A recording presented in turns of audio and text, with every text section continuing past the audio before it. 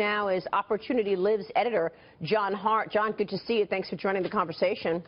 Good morning, Maria. It's great to be on. The president says he will nominate a successor in the coming weeks. At the same time, the Senate says any nomination from the White House will be dead on arrival in the Senate. It's obviously the debate is heating up. How do you think this plays out? Well, I think this has the potential to be a game changer in 2016. And the reason, Maria, is because we not only have one branch of government on the ballot with the presidency, but in a real sense, we have two branches of government that will be decided in November. So it's going to have a profound effect on the Republican race in particular, and perhaps the Democratic race as well. And we saw clues of that in the debate we just had Saturday night, where Senator Cruz, Rubio, and Bush really went after Donald Trump for not being a true conservative. So it's going to add a sense of gravity and weight to the race.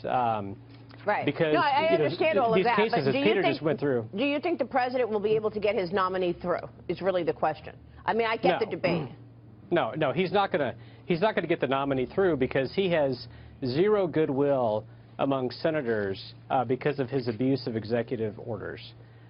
So Senator McConnell feels like he's on very solid ground to not allow any person that Obama would nominate to go through.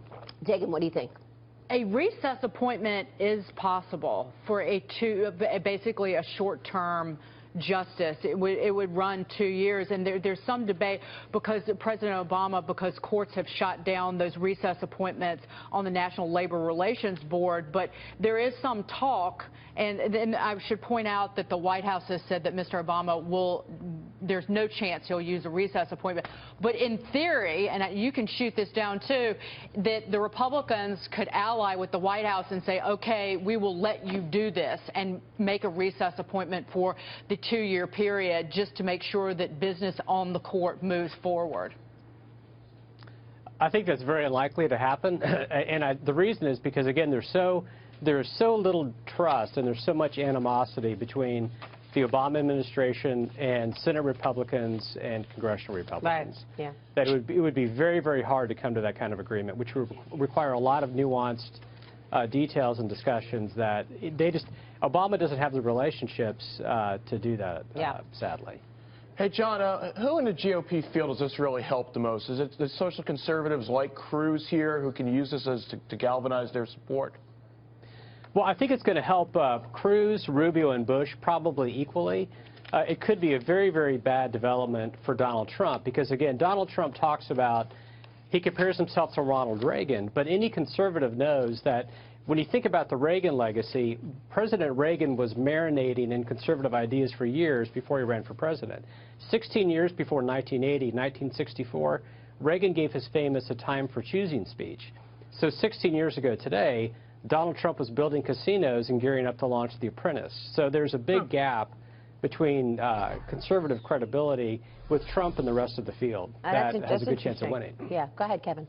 John, so my question is, if the Republicans are not going to approve any of his nominees, why didn't they wait to actually see who Obama actually nominates, as opposed to coming out right away and all of a sudden just saying they're going to shoot anybody down no matter what? Because I feel like that's going to give in more to a lot of the anti-establishment movement that's going on right now, because they're going to see this as Washington as usual. So why wouldn't they wait? Well, I think they didn't wait because I think the conclusion is a foregone conclusion that President Obama will obviously nominate somebody who's going to be far to the left of where Republicans are. And again, we have two branches of government on the ballot now in November, not just one. So it's a serious and grave situation, and I think Republicans felt compelled to go out, out of the gate and say, no way, this is not going to happen. As long as we're in charge of the Senate. But Ted Cruz runs a risk that if the Senate and the Senate Republicans do move ahead on a nominee, what if President Obama comes up with someone who at least seems middle of the road? If they move ahead, that destroys Ted Cruz in this presidential election, and maybe even Rubio, that they couldn't stop it. Well, it wouldn't help them, but I think, again, you have senators who are themselves running for re-election.